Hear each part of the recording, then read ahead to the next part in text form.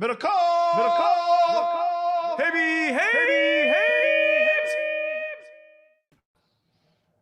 What's up, everybody? Welcome. It is Wednesday afternoon. Why are you giggling at me? I'm Guy Haberman. I'm pulling a reverse boycott. I That's wasn't John gonna podcast, MIDDLEKAUFF. and I decided to show up. Yeah. That's what you like to say. You know, I was thinking about it when you say share it with your friends and your enemies. Sending this podcast to your enemies is reverse boycotting. Think how many people would like love this video if you hate us. Yeah. Share the podcast with your enemies is like a reverse boycott of you interacting with them. Think, you see officially Bud Light is no longer the number one beer in America or maybe the world. I forget, Modelo maybe passed them. They would die for a reverse boycott, wouldn't they? I saw Garth said he's going to keep Garth is going to keep running it or whatever. Garth has something. Does Garth have some bars? I don't know. If you're watching it, hit that like button, subscribe to the channel. If you are listening to the podcast, click on the YouTube description. You can watch the video. In any event, either way, you can get in the mailbag. Do that by clicking on the link in the YouTube, which will help you send an email to promocodeham@gmail.com. Or if you're an Apple Podcast user, we would appreciate you leaving us a review, 5 stars on that review, and just leave us a quick little question, whatever you want that question to be. That's how you get in the Haberman and MIDDLEKAUFF mailbag. Do it. I was in the car just recently listening to Mad Dog Russo, and he was just, an A's reverse boycott. I actually got a couple Niners things for you, but an A's reverse boycott is just, that topic is right up his alley. For, Fred Wilpon, do you think that Art Modell could have moved the Cleveland Browns? You couldn't move. If you had told Branch Rickey that he was moving the Mets, he couldn't have done it. He was doing a lot of that. I think big picture, you and I lived. We were balls deep professionally in the move of the Raiders. When that happened, that feels wrong about that one. Way emotional. Ish. There was emotion involved. Yeah. I think if we would have stepped out and not been involved in financially, inclined to want them to stay. Shade fraud, reasons. I think. Showed that. It was clear. You can't survive. No one can survive in that little Hagenberger area. The place is a dump. You could blow it up. No one would notice. Literally, A's fans don't show up. Under the overall umbrella, though, I would say this situation with the baseball team, infinitely more than the football team, is an all-time embarrassment. Just the whole thing. Everything surrounding it, the tanking, the being the worst team anyone's ever seen. 1-7 straight. To the 1-7 straight. To people showing up, right? Not last night, not saying that when they packed it, but just having nights when, there's probably 800 people there in Major League Baseball against teams with that are 40-20 in professional baseball. You'll just be playing the Astros, defending champs. There'll be fucking 1,800 people. It got to the point of no return. Listen, I like Casey Pratt. He's very, very loyal to the A's. Big fan. Works for ABC in the Bay Area. It means a lot to him. He tweeted out, and I've seen the videos from Vegas. Where the politicians argue with the. It's like a hearing where they bring up Cavill and they bring up just different people, and it's a war zone. If you're watching, you think the A's are never coming to Vegas. And then they voted yesterday, and they voted yes. Yeah. So and it just shows you the difference, historically in a place like Oakland or most California municipalities, you can tell right away, they're all going to vote no. And they consistently, with stuff this is never going to pass. They're never going to give free money. You saw it with the gambling, an all-time embarrassment in California when they fucking compared it to, screwing the homeless over more, and it didn't pass. What are we doing? In Vegas, I watched the clips from Casey Pratt. I'm like, God, no one's going to vote for this thing. And it easily passed. It's that's how it was a week ago. And then a bunch of people changed their votes in the last week. Right. But they didn't have to vote then. They were just. No, but I think, a lot of it too is you just kind of set it up. All these things are always some version of a setup, right? There's a reason they always often come down to the very last day. It's because everyone's got to kind of, do something for show. And then in the end, they do what they were always going to do. But that's the difference, right? In California, they will never give out money to any of this stuff, right? That's why all these. Yeah, teams... it is established, right? If you want a stadium built, the local government has to do it. Now, we could debate whether or not that's right or wrong. We could debate whether you ever make your money back. We could debate all of those things, but it's been pretty well established. I think the Giants privately financed a lot of theirs and just paid off the note, but it's pretty well established, right? Joe financed his. Joe, correct? yeah. I mean, Levi's, right? Levi's went down. I think they got a little finance, and they've had a lot of back and forth, and they probably regret not figuring out a way to just finance it themselves, right? Stan, the $5 billion project, he's cutting all the checks. Like, if you want to do business in California that way, it's just not going to happen, which is a whole nother topic. But like, it just shows you, because I thought just based on the views, because it's one thing, I'm with you, dog and pony show about this stuff typically. But I would say when you just look around the landscape of America, when it gets like that, it's like, God, they don't want this team there. That's what I thought. And then it's like, no, they are. But when has a city ever battling to bring a team not voted to bring it? But it felt like those people didn't want them there. I know. That's why I'm with you. I thought like, oh, Vegas wants them. But then you watch these people, it's like they're speaking for the constituents. They want no part of it. Yeah. Again, it passed easily. Yeah. Of course they want them. I mean, why? But big picture, like, they can't survive in the Bay Area. Just like the Raiders, the Raiders could have much easily have had a better opportunity because football's so different. I agree. Even when they Raiders are selling it out. Yeah, people were showing up, but they were always going to play second fiddle. This is not sustainable, and it will be fine in Vegas, but it just what a shit show. I mean, it's like if you wanted to, I'm not saying this to the fans, 28,000 to show up. I actually watched it. I thought it was pretty cool. As someone who's been there a lot for baseball games when there was big crowds, like, I thought that was cool. You know, call me a sucker. I enjoyed it. I thought it was cool. But you know, the Kings really kind of feel like one of the rare teams where the late rally actually kept the team around.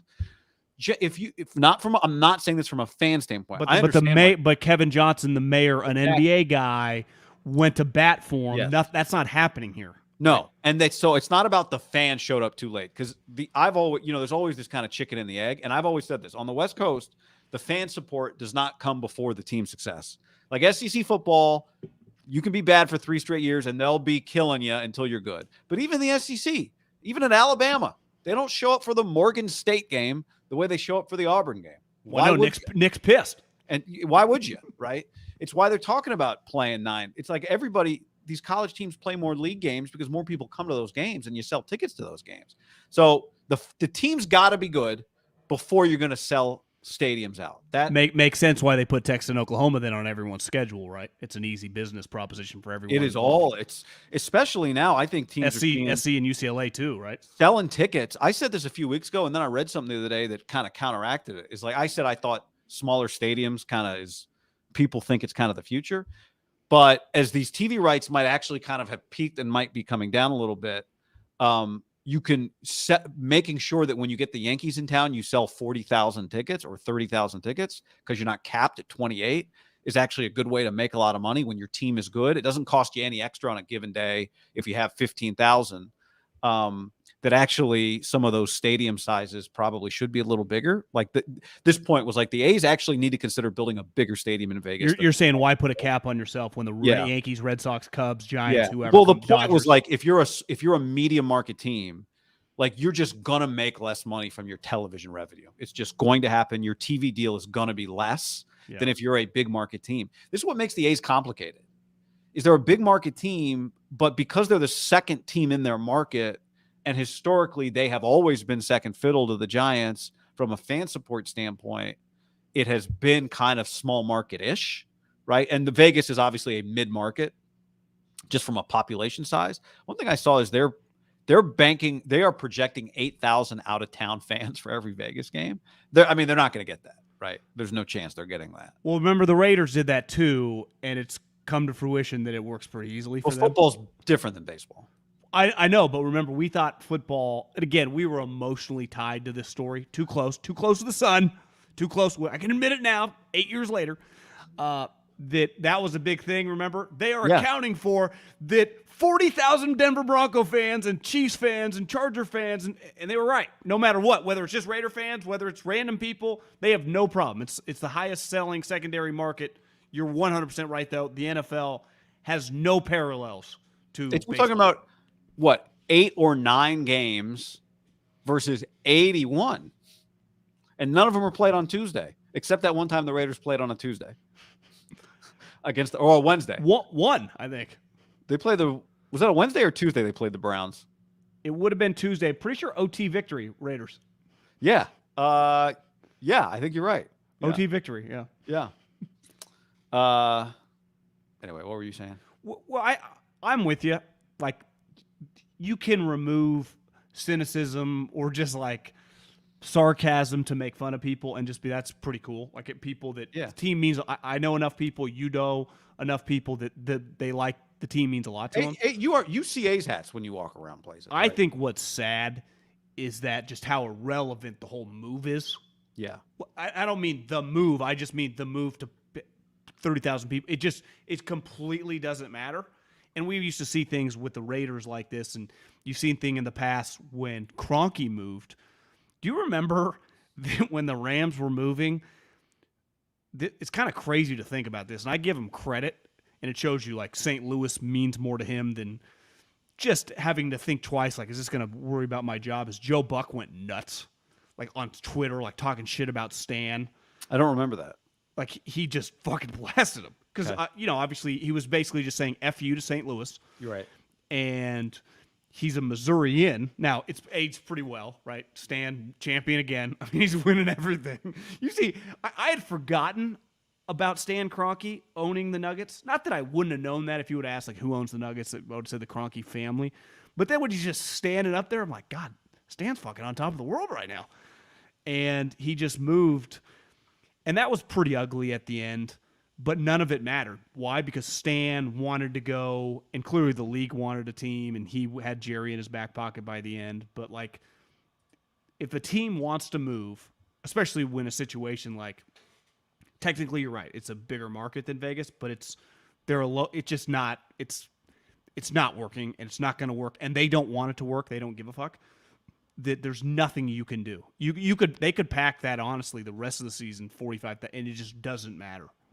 They've wanted to. I'd watch it. I'd watch if they had 30,000 people in there, though. You would? Yeah, I mean, so I would. I mean, they've won 7 in a row, John. I tried to tell you. Who are they playing? The Rays, which on paper, well, it depends which paper. On paper, like the Rays, not interesting, but on paper, the standings, very interesting. I saw the Rays. Who did I see? Somebody tweeted last night, like the Rays plus 175 was always the bet. You know, like the Rays were underdogs coming into that game yesterday. Did they win it? No, the A's won. Yeah. Place was going bananas. Just like the old, just like when Stephen Vogt used to go deep there, John. See, but that's the thing, and this is, this is deep A's talk here. When they have been good a lot, right? Every once in a while, Moneyball comes on. It's a fantastic movie. They have been really good. They have been mid-90s. They have been a team. They never win in the playoffs, unlike their future brethren, the Knights, who just get it done. Raiders and the A's. I mean, they just develop a team out of scratch and they win immediately. And the Raiders and A's just can never get it done. But listen, I'm not trying to be mean here. Am I crazy? Did the Stanley Cup Finals take 3 weeks? I thought how many games did it go? I know it ended last night. 5, I think. Oh, okay. Because every time I remember, like I thought 3 weeks ago they won Game 1 4-0, but maybe that was a similar NBA Finals. It's they spread it out over 17 weeks for a total of 15 games. That even when they were really good on some of those Billy B teams, the place was fucking empty during the week. I mean, it's just. Yeah, I mean, I'm not blaming anybody. It's just a numbers game. They don't have the fans. You and I were in the business of meters and listeners. It's just they do not exist. They're loud. They just don't exist on the quantity to make it pencil. Where if you go to Vegas, you just kind of get to start anew. Which is to me, I'm skeptical that it'll work there.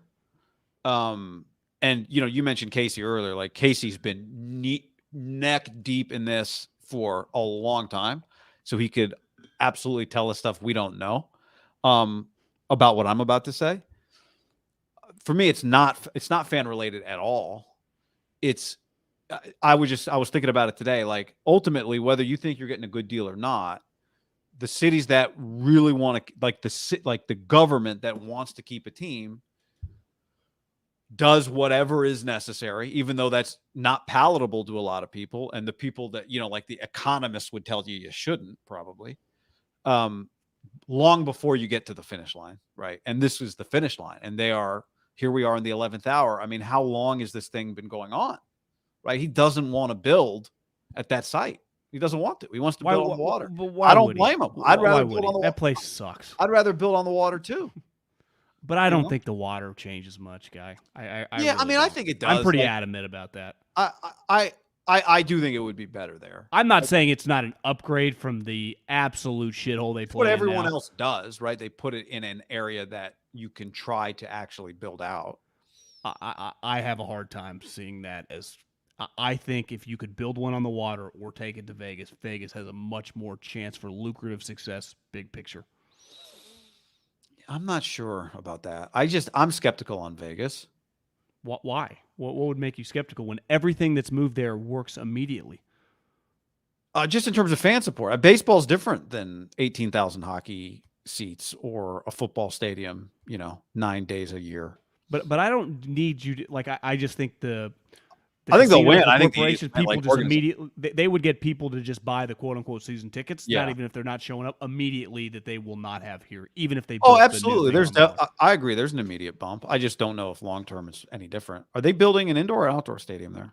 I think it's one of the hybrids. Oh, so indoor because hot. Yeah. Yeah. But if they would have built an incredible football stadium in Oakland for the Raiders, it is infinitely more lucrative having done it, even if, regardless who has to pay. If they had to pay, if the city has to pay, whatever, whoever's paying, it's more lucrative doing it in Vegas, given the competition that they have to go up against a behemoth in the area, which they just are so outnumbered. And not just outnumbered by the fans, but outnumbered by the people that want to give the money that are just going to lean to the 49ers. Same with the Giants. That is a business, something financially you can't overcome. It's just, I think at this point in time in 2023, it's not overcomable. It's funny. Who said, maybe it was Kawakami, somebody said something, Joe Sheehan. I read somebody that said, once upon a time, the A's were bigger than the Giants here. I agree with you. I don't think you could ever get back to that. I was a Jose Canseco jersey wearing kid in Omaha, Nebraska in 1990, but so I wasn't here. You were in the Bay Area. I don't know if you were telling your parents you want to go to an A's game in 95. I used to come to a lot of A's games in high school, driving from Davis. I don't know if you did, but I did. Just because it was easy. I went to Giants games. It was just easy. I remember on an early release Thursday high school to just drive up. But I don't think that day was ever coming back. I actually think the Raiders were not going to surpass the Niners, but the Raiders had they had enough. Right? They had enough to thrive from a fan base standpoint here because they would get people hardcores from the Central Valley, hardcores from Northern Sacramento, hardcores in the Bay Area. They had enough. I'm not talking about survival with the Raiders more specifically. I'm just saying it was more financially lucrative, big picture for them to leave, to have a market to themselves that's got a lot of cash flowing there. Yeah, having a market to yourself. I'm just saying I think they could have been a successful business with a new stadium, which would have satisfied them. And they would have had, the Raiders would not have been sitting there we don't have enough suites sold or we don't have our sponsorship dollars. I think that all would have worked for them. It's hard, though, because you got Niners, I'm not saying you're wrong. I wouldn't do the stamp of approval 100%. They would be a lock for that. Well, you're right. Your biggest corporation, are they going to buy? What are they buying? They're probably going, if we say, all right, we have enough money for 2 suites, where are we going? What would they do? Niners, Warriors? Niners, Giants gives you more nights, right? If you had Warriors, I'm just saying I'm saying I might be wrong from a Raiders sales perspective. If you had Adobe is hey guys, we're going to buy 2 suites. Or are they buying a suite at all 4 stadiums? Well, I'll give you an example. Obviously, a huge part of the Warriors move, and to make it just make sense, they were on top of the world. They had an unlimited amount of money flowing their way, so they had firepower to invest, get loans and stuff. It's hard to say if they were just your run-of-the-mill 40-win team, it would have been much more difficult, right? Which the valuation of the team, they had Curry. So it's I can't even roll it back. But now they're here. If Curry just disappeared tomorrow and they just became the T-Wolves or whatever, just a normal NBA team that if you just look around, Strauss is all over this. Most people don't care about random NBA teams, even in their own market. The ratings are lower in a lot of places than baseball, right? Like the Cubs outrate the Bulls. If the Celtics are good, but you can just go around markets and it's just, you would say, well, just look at San Francisco right now. Commercial real estate is just going through some financial turmoil. Yeah. Would they be in trouble? I don't see how there's any way they would not. There'd just be some major question marks immediately. But they have this absolute rock star who, in the immediate, for the next several years, as long as he's playing at a high level, kind of makes them recession-proof. But, I think that's a good example. The majority of my life, I mean, obviously there have been recessions or whatever, but San Francisco was viewed as, a little version of New York, just in terms of financial behemoth. And right now it's in shambles financially with some situations. But they are recession-proof right now, where it's like the Giants are a good example of, they've really battled the Bay Area is the work-from-home capital of the world. There's less people, just traffic in the city. It's impacted there. It impacts everybody. And those teams, the Warriors have never competed against anyone, right? They've just been the only basketball team in the general area. Right. And where I think the A's and the 49ers, or the A's and the Raiders are just good examples of the world changed once the internet happened, and I think they just got lapped. Do you think if the Warriors do you think that you could take Chase Arena with Steph Curry and drop it anywhere in America and it would be just as profitable? Could you put it back at the old Coliseum site and still sell out games every night? I mean, you'd still sell out games every night. Would you still get all the corporate sponsorship? I think you would. Now, that's a good question. I don't know. You know what I mean? Because it was rocking. They were maxing out whatever they could max out while they were there. Right? I think when you have a Michael Jordan, a Magic Johnson, a Steph Curry in that sport, you could put it in most places and maximize. There's just more money in San Francisco or LA or New York than New Orleans, but if you put Steph Curry in New Orleans, he's a fucking rock star. They'll maximize whatever they can get. Yeah, Houston, you go around. Yeah.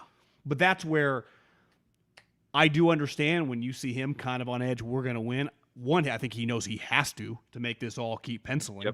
Yep. Right? And there has to be nights where he just when Steph does, how are we going to transition? Because it is hard. You and I lived in the Michael Jordan era. We were kids during that. And then he disappeared and the Bulls just sucked. And they just did not matter. They went from being every kid from Seattle to Florida, New York to LA had Bulls something. And then he leaves and it just ends. And listen, Steph's not Michael Jordan, but he's in that tier of importance of just you never replace him. The Bulls are never getting another Michael. But if they could have just been fuck, we would have taken Derrick Rose and Jimmy Butler immediately. We've been okay with that. Well, when the Spurs went Robinson to Duncan, the Packers went Favre to Rodgers. Yeah. It's just Montana to Young. Montana to Young. It matters. I mean, look, I bet Patriot fans are it's not quite the same. It's just not. Yeah. Because you started listening to people that on Boston radio, and the Red Sox were, I would say, most of our life pre-Brady by far their biggest subject consistently, and then he comes and it became just probably a football town 10 months a year, right? Beside maybe the couple summer months, but you're talking Brady, Belichick. The other things, obviously, if the Celtics are good and the Red Sox are going to get talked about, but you start winning 4 or 5 Super Bowls, have the greatest player, and how polarizing they are. Boston's unique, right? Because they've been at the peak in all three kind of in the same era. I wonder which one, if you said go to the 98.5, the Sports Hub sales manager, and said you can only have one. I don't know that they carry all three, but you know what I'm saying? You can only have one. What you going to take? Baseball, from an inventory standpoint, gives you games all the time. But, man, football. Yeah, if you can't have any of the properties in terms of the games, but you just you could only talk about one subject. It's I think you would take Belichick and Brady in their prime because it's the easiest thing to talk Especially about. now in 2023, right? And I would just say the last 10 1995, years. You'd be like, oh, no, we're going to let our Mad Dog and Russo just break down the 7th inning every night, right? But it's not 1995. It's 2023. People aren't talking about the sport that way anymore. Not as much, at least. Not as casually. Well, I'll give you an example. I don't have the baseball package. I don't know if you've noticed the Diamondbacks are really good. Yeah. But if I just flip in channels, it's I can't. I don't even. They're not a good watch. Nothing. but even just their game in baseball, if I'm into college, any other sport, right? I could watch a sweet NBA game still. Yeah. Like I can watch Jokic do crazy shit. Football's the easiest, right? Baseball, it's a little like I can't watch just like Diamondbacks Rays. It's like you look, they're both like 20 games over. It's like this bores me. I can watch like 5 minutes. I change the channel. Baseball. That's about as good a matchup as you can get in baseball right now. That's what I'm saying. Yeah, no, you right. know. That's for starting pitcher. Like last night I watched Yankees Mets. It was Scherzer. It just looked so good on TV. Well, I flipped that on. It was like 7-6. It was a good game. Yeah, Scherzer's fastball velo doing this. His slider not moving. Well, he is about 45 years old. Yeah. What were you gonna say? I don't even Yeah. That's where some things. That's where I'm saying. Like ultimately, though, you want to go where you're wanted. I think this just in general in life, and I think those people last night at the game want them to stay. Yeah. Just like I think the people that went to all the Raider games the last couple of years obviously wanted them to stay, but the city it's just not set up for you anymore. The move is to leave. I'm not getting the back. Like the owner does not give a shit, and which I do support. Him, obviously he's cheap, but like his team doesn't make money, you know. So it's like, but it did become a cycle, right? Kind of a self-fulfilling prophecy. Like I went to the state. I haven't gone this year, but I went last year Yankees games. Like the bathrooms are a joke. You can't get food. Like it has been set up to fail. It had been. I remember 10 years ago when I was going. It was in bad shape. It's been in bad shape. But everyone else else's have gotten better since, right? Even better. Everyone else's stadiums were better then, and they're better now. I do think Howard Terminal would have worked. It would never have worked. I don't think, maybe some people disagree with this, the way Oracle Park works. I don't think it would have ever been that. Well, it's impossible because San Francisco is way more powerful of just an area than that area where they would have put it, right? Yeah, but like downtown Cincinnati, downtown Pittsburgh, downtown Denver, like all those, these are ones, I am naming one team towns, right? Yeah, that's like the equivalent of San Francisco, right? That's where you would go. Right. But I mean, right now, I wonder if this would have been the time, like when there's less businesses downtown San Francisco, less people downtown San Francisco, which means more of a commute to get to a Wednesday night game since you're not there already. Maybe it would have been easier to get to. Ingress, egress. I think that's one, the ingress, egress, like you and I complain. People have been going to Giants games now for 25 years. Like I know. I don't think they actually care. Well, but I do think it has affected them, right? Like not having workers in downtown San Francisco every day getting off. I'm talking about the guy that's like driving to the Giants game on Saturday. Like I'm talking Monday to Thursday. But I'm talking about the guy outside of the city that's gonna go to the game. Yeah. I'm saying media people, Fresno, people that have gone complain about the travel much more than just the average guy. He just knows like, it's a pain in the ass drive to the city. I'm going to the Giants game tonight. You talk to like football season ticket holders. Shout out to all you guys, no matter where you are. What you guys go do on a Sunday, let alone on a Monday. How long were you in the car in the parking lot? Oh, an hour. About an hour. Why? That's what you do, right? This is what you do. Fans make the world go round. And I think the fans that go to games over time, it kind of became like, their secondary television is what matters most. That's what the NFL is kind of saying when they have Thursday night flex games. But I do wonder if it's going to swing back a little bit, at least, to having to really value. It'll be interesting to see. I mean, I would expect that Thursday night flex games still get pretty good attendance, right? They're also not a lock. I think people act like they're all going to get flexed. There's like 5 weeks. They don't have access to every sweet game, like CBS and Sunday. They're not giving you the game. There is a decent chance that one game gets flexed, if maybe none. You and I talked about it. Like, there's not. Yeah, I think weeks 13, 14, 15, 16, 17. So it's 5 weeks. They can only do it twice in that window. But I also think it's talked about like it's a lock for 2 of them. I do not think by any means it's Seattle at Dallas flexed. But it's not even about the flex. It's also about you don't have access to all the games that week, right? They don't have access to flex in CBS's afternoon game or Fox's game of the week. So they don't have access to every single game on the slate that week. Sunday night has whatever game they have that they might want to keep potentially. They also have flex ability. Yeah. So My prediction right now, none of the games get flex. Here they are. Seattle at Dallas. No. New England at Pittsburgh. No.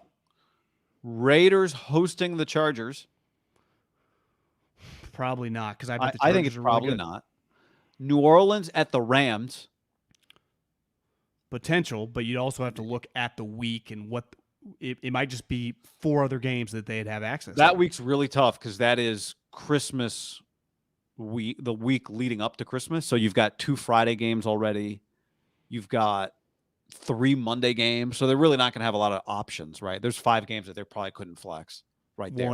In that Christmas week, now teams are playing Saturdays and Sundays. So there's a lot of moving parts that time of year now, right? Because they put games. Once the college football bowl season starts, they basically play Thursday, Friday, Saturday, Sunday, Monday. Yeah. Right? Yeah. I don't think they have Saturday games that week because Christmas is on a Monday. Christmas Eve is a Sunday night, but there's 2 Friday games and 3 Monday games that day. 3 Monday games on Christmas, which is a Monday. Christmas Day, including Ravens, Niners. Yeah. And then the other Thursday night, Jets at Browns. Adam Silver cannot wait till Christmas gets back to like Tuesday and Wednesday. Yeah, what are they going to do? It's an NFL triple header against an NBA quad pearl header. Yeah, you just got no shot. I mean, that's a bad one. Yeah. John Morant finally returns on Christmas. You got no shot. Yep. Did you see Kittle talking? Did you see the clip at least of Kittle talking to Kevin Clark about Shanahan today? A lot of appreciation for Kevin Clark's ability to wear on a Zoom a sports coat. Unbelievable. He is dedicated to the look. Yeah. Maybe he's got like 15 of them. You got to wear them. I started doing that. Like I don't have that many T-shirts. It's not sweatshirt season anymore. I have unlimited amount of collared shirts. I'm like, maybe I should just wear my clothes. There you go. So I just try to put on normal clothes because I have an unlimited amount. It's like, why don't I wear them? Good for you. I rotate 5 of the exact same T-shirt. Found one shirt I like. I make no. I'm like Steve Jobs. I also have done this. I'm the Tom Brady of leaving the chapstick in my pocket when I do wash. So I've ruined some stuff lately. You need to put it on a chain. I've done it twice. I've done 2 chapsticks and AirPods within the last month. You need them like you just got to put them. Like God, I don't know what you do. You put them on a chain or something. This is going to end because I'll never do laundry probably again. Hopefully here in a couple months. But in my office, I do my laundry in the office separate, so we do separate laundry. Gotcha. Right? Maria's taking over laundry duties. My clothes are in the laundry. Yeah, once we integrate in the same venue. Genius. Yeah. But she's got to look. She's got to make sure to check your pockets. I think girls are better at that than guys. I'm just a big. Yeah. Throw it all in. One thing George Kittle said was sometimes Kyle will call plays that he knows a run play that he knows will fail to set up a play action. He actually described it was Debo's big play. Was it the Seahawks playoff game? Was that what that was in? It was 31-17 at the time. Might have been because they were down like 17-16, and then they just kill him in the second half. Yeah, so maybe it was that game. Which, I do think Kyle's been pretty open about in Kyle ways over the year, like the way their offense is structured. Setting up. It's like body blows to wear you out by the end of to start try to knock you out. Yeah. Kyle clearly has from a 3-point shooting contest analogy, like there are money balls set throughout his plan, right? But wouldn't you say it's a huge part of his offense is misdirection, counters, all the play action, the boots, the naked. I mean, it's all part. A boot action, a play action does not work if I don't buy it, right? It's all set up. To me, his offense is pretty intricate because it's all based on each other. Where I think a lot of people, obviously Andy does it in the passing game, but it's just set up, running curls, outs, do you think based on your defenses. Do you think any passing play that Andy Reid calls has a chance to be a touchdown? With Mahomes, is there always the chance for that, or does he ever call a pass play that I know this isn't touchdown. I mean, obviously non-situational. I'm talking not like 3rd and 5 to get 7 yards. Yeah. But because of Mahomes, can any of his plays turn into touchdowns? Without something insane happening. I would say the period with Tyreek Hill, it feels like, yeah. Yeah, yeah. Because it doesn't. That is not the Niners' pass game, right? Like some of this is like, it is. We have a touchdown coming 4 plays from now if you do what I tell you to do. Do you think that's fair, or is that too? Am I describing it too? I don't know. Touchdown. I just think we have explosive plays. Yeah, that's based a better on way. our run game. That's a better way. His offense is just different than most of these. It has nothing in common with these.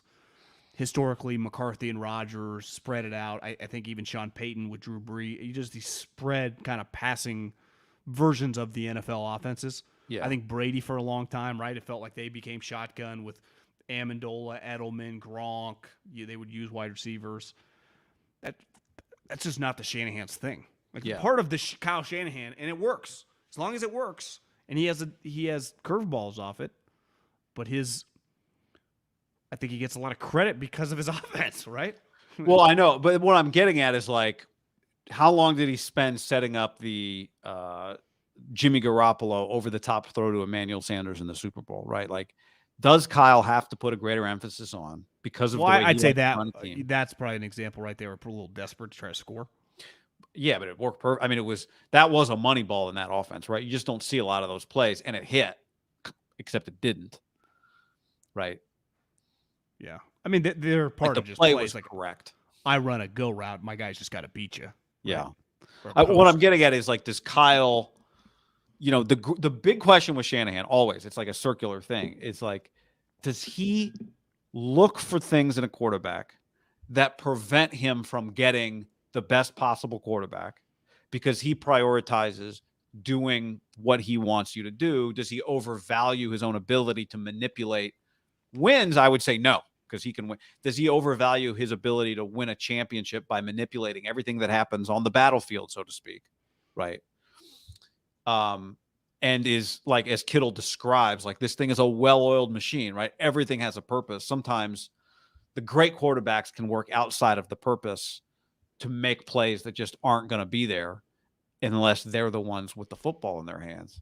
Now, the counter would be, well, yeah, it's hard to get Patrick Mahomes. So this offense, we got to build something that'll give us a chance to win with most likely the type of quarterback we're going to have. But that is kind of the ongoing Kyle circle when it comes to his offense.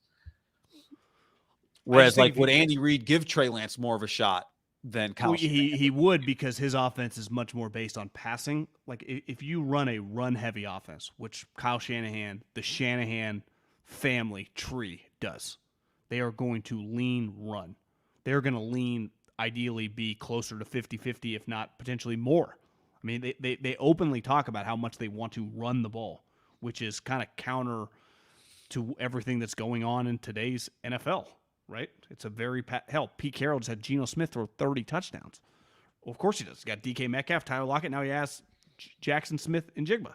He also say, well, I got Kenneth Walker and I added another running back. So I think Pete Carroll's a lot like Kyle as well. They're actually probably pretty similar. But if I run the ball a lot, I'm not asking you to throw as much, so wouldn't I just value, I really want you to be, like, accuracy, I would say, is the number one thing Kyle wants.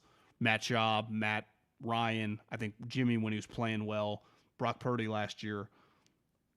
Touchdowns come through offense when you have really good skill players, but I'm not, and this is probably wrong, but he's going to look at it through the prism of his offense, right? Yeah. Andy looked at it through the prism of back from Brett Favre. It all gets back to Brett Favre, like who you are, the way you talk about stuff, whether you're a sportscaster, whether you're a coach, whether you're selling fucking cars. Who teaches you at your youth or at your most impressionable young in a profession? Greg Papa, Al Davis. Yeah, I mean, but he thought like Al Davis. 100%. I'm not even being sarcastic. That's what shapes your mindset on things. So Kyle, this gets back to Kubiak and his pops, right? Just like Andy. Well, who really taught him how? It goes back to BYU. Andy Reid was an offensive lineman at BYU in 1980. Be like, well, everyone ran it. Well, not BYU. Remember, weren't they like the one offense in the country that threw it all the time?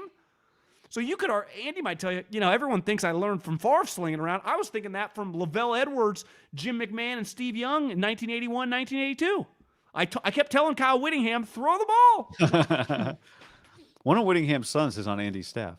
But you know what I'm saying? Like that, you just look back, just roll back the ball. Yeah. Right? Like Why do all the Kingsbury Lincolns?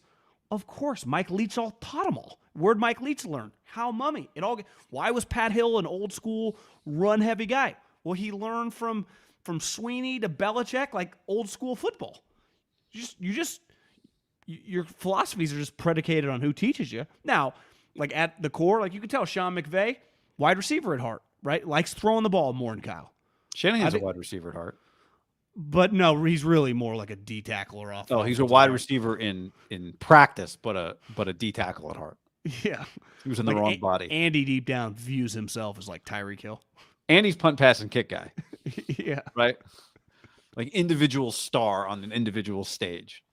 I listened to him with the Kelseys, and he's like, I'm still mad that everyone makes fun of me. He's like, they intermix the ages. So the guy behind me, like I was 13, the guy behind me was 7.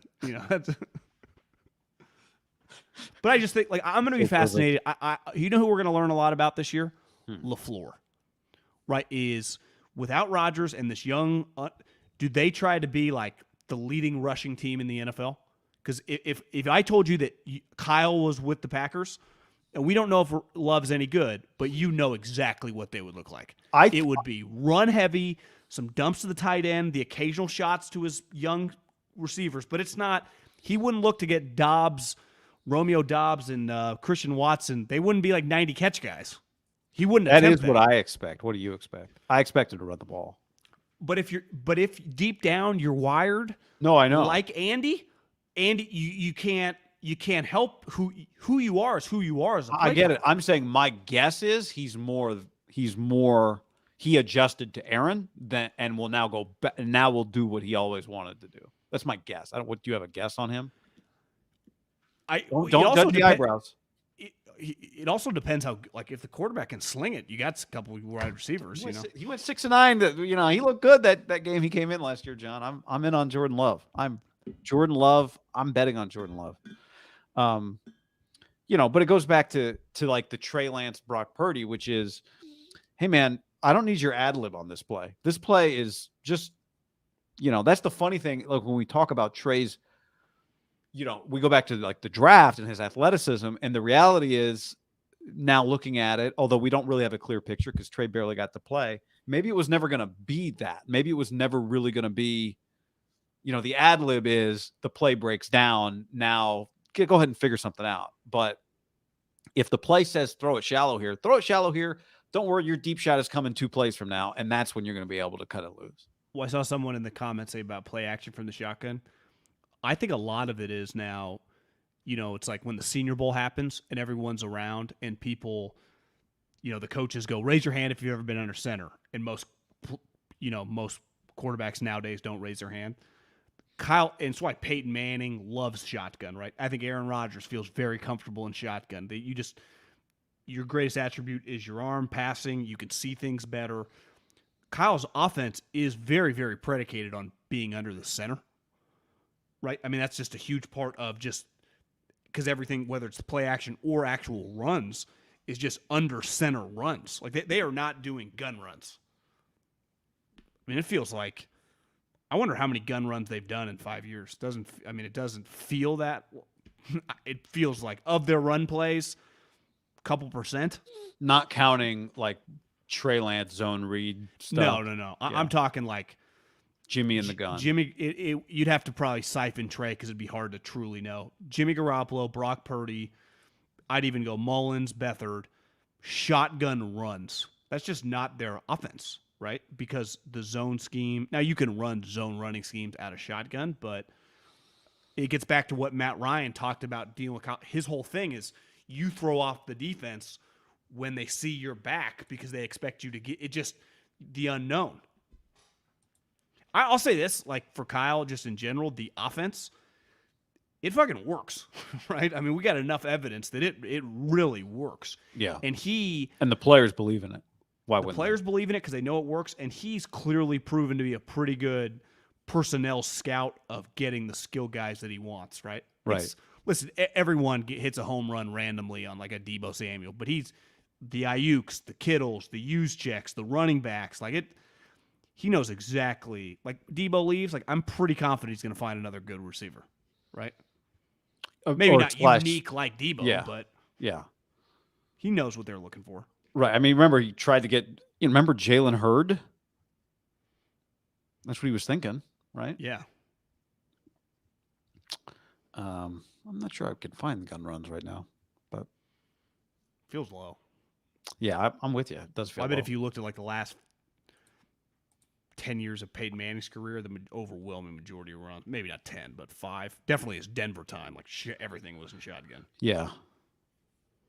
But I bet if you just looked around, if you just close your eyes and think like college football, like who's really under center? They're good college football teams now. Even Stanford isn't anymore.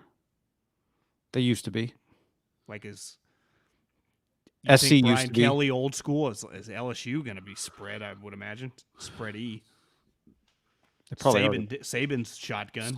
I mean, SC and Stanford were the last two on the West Coast that really did a lot of it, right? Fresno State scrapped it when Pat left, right? Yeah.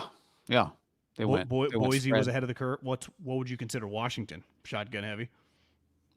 Yeah, I don't think Penix is under center much. No. So Oregon? Same. Yeah. Utah? They've become more spready over the years, haven't they? Yep. Armando says that Netflix QB doc looks interesting. I haven't seen the preview for it. I just saw it, but I haven't clicked it. Is it? Have you watched the trailer? No. I don't know what it is. Are they embedded with the guys? Maybe they did did they do like a little full swing / F1 thing with quarterbacks? I saw Mahomes. Was it Cousins? Did you see the picture? I mean, I don't really. Like 3 quarterbacks. Mahomes for sure. Pretty sure it was Cousins. 9-episode series follows. Looks like Mahomes, Cousins, and who was that? Matt Ryan, Marcus Mariota on the Falcons. That's who it was. Those are the 3. Those are the 3. Premieres July 12th. Viking. Yeah, those are the 3. So, can you get enough content out of Mariota? Might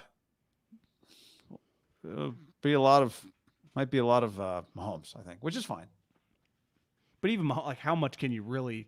Do you get access? I'll be fascinated. Do they get full access to the NFL team? Or do they follow these guys in the offseason? It's a great question. It doesn't really. The series follows those 3. But then it just says they each had, about their seasons. I'm excited for fans to get an exclusive behind the scene look at the Chiefs organization of my family, Mahomes said. From welcoming my new baby to welcoming the Lombardi Trophy back to Kansas City, the crew was there for it all. The preparation, the balance, what it takes. Does Cousins get a call from Shanahan during this thing? Text me. Kyle's texting me again. Doesn't feel like Cousins is going to work, but maybe I'm wrong. Maybe Cousins will be the most interesting one. Maybe. Yeah. Anyway. You had a run game O-line, good D, offensive coach, win NFC North. I'm not sure what you're saying, Mario, but thanks for $2. I think maybe saying that Packers run the ball well, they could win the NFC North. Oh. Because they got a good O-line, good running backs. Okay. Good deciphering there.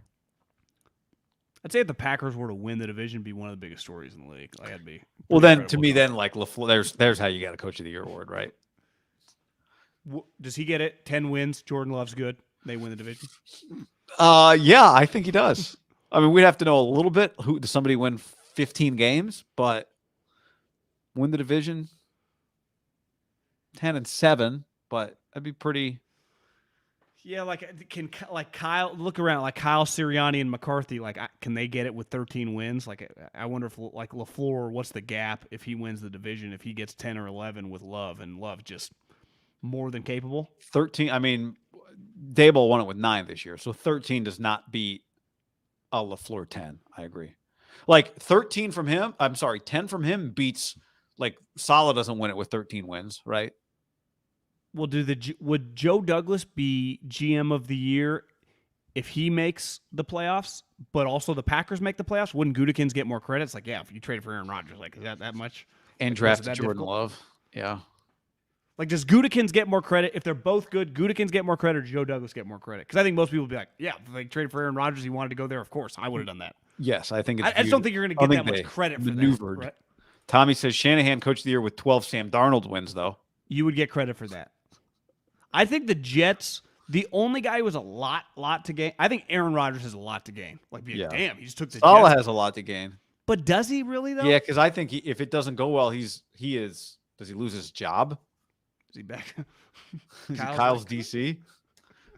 Right? Like, that's what he doesn't have a lot to gain from, like, he has a lot to lose. Like, credit standpoint, but I think he's got a lot to lose. He'd get fired. Unless Aaron just retire, like. I'd say if the Jets miss the playoffs, some people get fired. Even though it's like, wait, you didn't want us to trade for Aaron Rodgers? You want to trade for Aaron Rodgers? I want to trade for Aaron Rodgers. The fans want to trade for Aaron Rodgers. It didn't work out. But you know what the boss gets to say then? You got to figure it out. Figure it out. Which he's right. It's hard to blame him. Yeah, it's what I heard Steve Phillips today telling Mad Dog that one time he fired Bobby Valentine like 40 games into the season. And he didn't even say who he hired, but they went on to make the playoffs. And afterwards, the owner told him that was a $30 million decision you just made. Like, between added tickets sold and postseason, you just made us $30 million by changing the coach. And Steve said, well, can I get a raise? And he's like, no. That's what you're paid for. You're paid to make the $30 million decision, right? Was that Wilpon? Probably too cheap. It was Wilpon. I don't remember who would have replaced Bobby V.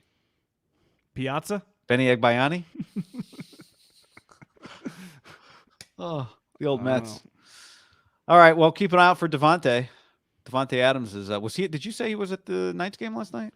Yeah, I put that. The Vegas Knights. I watched a decent amount of that game. It was like 15-7. It was just goals. Was it really? Well, they got up like 6-2 in the third quarter. It was a pretty wide. I wonder if everyone just kind of the goalies checked out a little bit because they started giving up crazy goals. Just slap shots started going in, wrist shots started going in. At one point, it was like 9-4, I think. I don't know what the final was. It was a ton of goals. There had to be 6-7 goals in the third period alone. It was just, it's pretty fucking incredible that they created a team out of thin ice. They've gone to a Stanley Cup and they've won another in a short period of time. Are they the fastest expansion team to win multiple championships? Well, I think this is their first. I don't think they won. Oh, they didn't win. They went the Marlins 18, won pretty quickly a championship. What year do you think the Marlins created? Like mid-90s? Oh, yeah, it would have been like 95, 96, something like that, I think. Because I remember I was in Arizona in 93 and people started selling Diamondbacks hats, but the team hadn't gotten there yet. I lived in when I lived there, but the Marlins, they won it in. This is harder to find. They won in 97. So 93 was their first year.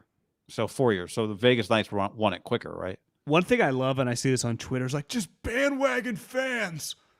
Well, it's like, what do you think happened when the Giants came to San Francisco and Willie Mays was on the squad? Like, no, I'm not going to root for you.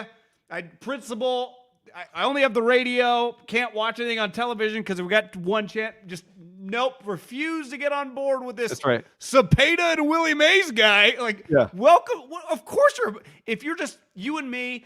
Fucking ran a restaurant in Vegas. We were 45 years old, have a little kid. You don't think we'd be into this team? Like, yeah, they're all they've been there 5 years. Oh, and they're good. Well, yeah, it's like, can you imagine being the dick at the gym who, like, I've been going to the gym for 12 years. I work out every day. January 3rd, you're like, look at all these bandwagon gym membership holders. Instead of just going like, oh, it's good for them. I'm glad more people are getting healthy. Hey, man, I hope you're here in March. You won't be, but I hope you are, right? I remember that too. Like, we've talked about this. You cannot sell out a stadium without bandwagon fans. You can't do it. Hardcore fans, there's not enough anywhere for the most part. Well, why did the Giants and 49ers lap the A's and Raiders in terms of quantity of fans? They have more of the mid-casual fan, right? They don't know about the safety battle, right? That the diehard Oakland people would say, "Oh, they're just a bunch of bandwagoners." Well, yeah, that's the majority. That's how you sell out stadiums, right? The majority of people ain't banging out like the Giants. 24th guy on the roster is his bio. Also more hardcore fans. but that gets created over time, right? Yeah, it's just more everything. The Like- Yankees have more in baseball, everything, right? More hardcores, more casuals, Yeah. more people, more brand recognition, Yeah. more people likely, like, if I'm in New York, let's go to a Yankee game. I want to check it People who out. just randomly root against them, and so we'll watch just because they don't know a lot, but I know I hate them, right? Yeah. History, it's the total package. Well, probably till the day I die, I'm going to root against the Lakers. Right. Why are the Lakers one of the biggest brands, I don't know, in the world? I remember going to Spain and in college and seeing, you just saw the hits, right? You saw Laker hats. I just remember seeing a lot of Yankee hats. Now, this is probably, a couple years after their dynasty, but still, I mean, I bet if you and I just went to a random city in the world, we could spot a Yankee hat within the first couple days. Don't you think? Yeah, you might see in the airport, but yeah. Like a major, like a Yeah. Germany, Yeah. wherever, France, Right. Mexico, you name it, Japan. There's a decent chance a Yankee. Now, we would also potentially could see all sorts of hats. But my point is, I would bet $5,000 if we're going to see 100 hats, it's a lock. A certain percentage of them are going to be the Yankees, right? Or the Cubs, more likely than the Rangers, right? Yeah. Or the Mariners. The Rockies. Yeah. It's just, Yeah, the Pirates. I guess ultimately my take, I think I'm a Vegas Knights fan. I think they're kind of cool.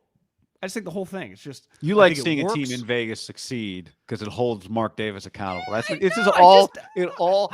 It always comes back to the Raiders. I went to a concert there one time. I just think the whole thing's pretty cool. Yeah. I just It there's always some comes back purity the to Raiders. it. Yeah, there is. They did start. Yeah, it always comes back to the Raiders, though. You just hope they win another one. Hope they go back to back. You would love to see them win 7 straight Stanley Cups. All right. On that note, thanks for hanging, everybody. Anything else? Go Knights. All right. See you, everybody.